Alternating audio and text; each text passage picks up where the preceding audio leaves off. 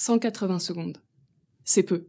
Pourtant, d'ici la fin de ces 3 minutes, plus de 60 personnes auront développé une démence dans le monde. Presque 50 millions de personnes en sont aujourd'hui atteintes. C'est plus que la population totale du Canada. La principale cause ? La maladie d'Alzheimer. Malheureusement, on ne sait toujours pas guérir cette maladie. Pourtant, ça fait plus d'1 siècle que l'on cherche. Mais pas trop de pessimisme, beaucoup de choses ont été découvertes sur la maladie. Par exemple, nous savons aujourd'hui que l'une des principales causes de la maladie est l'hyperphosphorylation d'une protéine, la protéine Tau. Mais qu'est-ce que l'hyperphosphorylation de Tau ?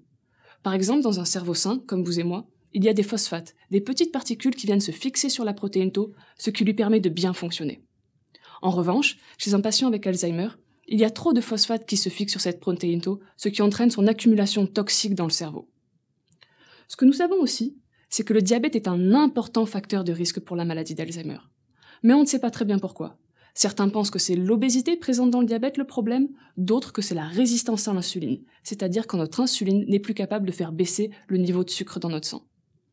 C'est là que j'interviens. Qu'est-ce que j'ai fait ? J'ai utilisé 2 types de souris diabétiques.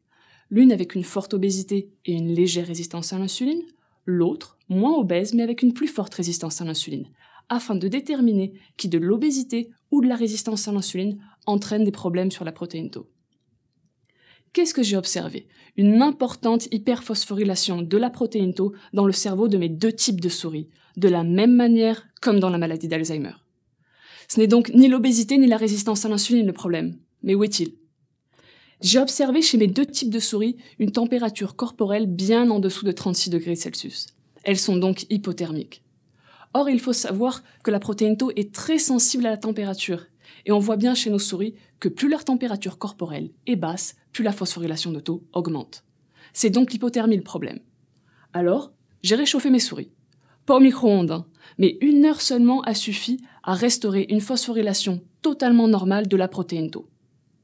Or, il faut savoir qu'il n'y a pas que mes souris diabétiques qui soient hypothermiques. Beaucoup de patients avec le diabète aussi, surtout avec l'âge. Alors n'allez pas vous imaginer que la RAMQ va se mettre à rembourser nos voyages dans le sud. Mais le point essentiel à retenir de cette étude est que, réchauffement climatique ou pas, il est important de ne pas négliger les effets de l'hypothermie sur notre cerveau, surtout pour nous qui vivons au Canada.